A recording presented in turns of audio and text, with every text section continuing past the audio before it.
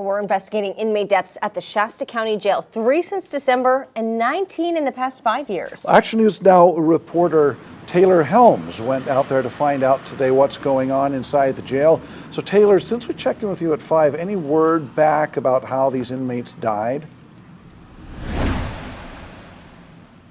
I'm still working to figure that out since the coroner's office is now in charge of that, and they're still investigating what exactly happened to those 3 people who died in the Shasta County Jail. But what we know right now is that one inmate death in December, Jonathan Hurtado, is a suspected fentanyl overdose. Are these 3 deaths considered a spike in deaths in the jail with the short amount of time that they happened in? So we went almost 21 months without a jail death. So I would say that, even one death would be technically a spike because we went so long without them. In the past 5 years, there have been 19 inmate deaths, but in 2021, 9 died in custody. I'm still working to find out why.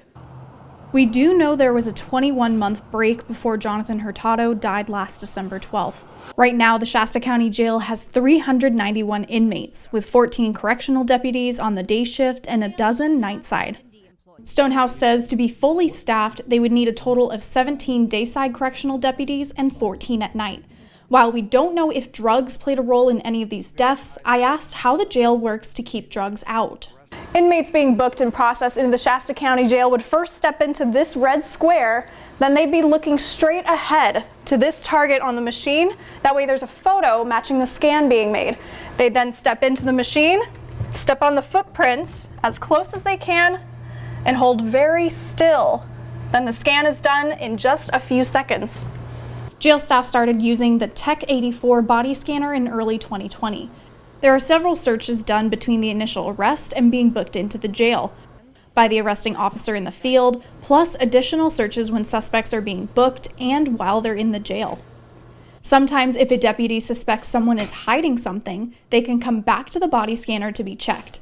As for the timeline of how long it takes to get an official cause of death for the 3 recent inmates who died, Stonehouse says it varies. I can't give you a time span because the coroner's office, depending on what they're doing, a lot of it plays a part of that. So it could take several weeks into several months. So we just don't know.